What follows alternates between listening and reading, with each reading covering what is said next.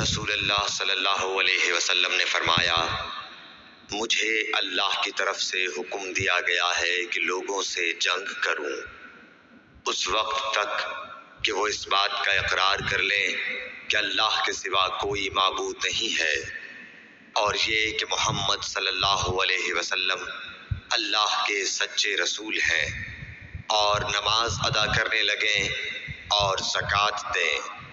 جس وقت وہ یہ کرنے لگیں گے تو مجھ سے اپنے جان و مال کو محفوظ کر لیں گے سوائے اسلام کے حق کے۔ رہا ان کے دل کا حال تو ان کا حساب اللہ کے ذمے ہے۔ رسول اللہ صلی اللہ علیہ وسلم نے چند لوگوں کو کچھ عطیہ دیا اور ساتھ وہاں موجود تھے۔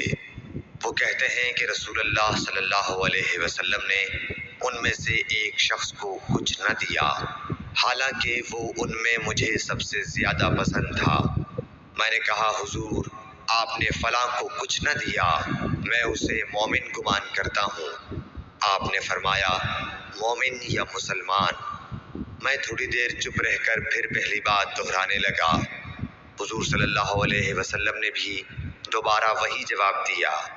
پھر آپ نے فرمایا کہ اے سعد، باوجود یہ کہ ایک شخص مجھے زیادہ عزیز ہے، پھر بھی میں اسے نظر انداز کر کے کسی اور دوسرے کو اس خوف کی وجہ سے یہ مال دیتا ہوں کہ وہ اپنی کمزوری کی وجہ سے اسلام سے پھر جائے اور اللہ اسے آگ میں اوندھا ڈال دے۔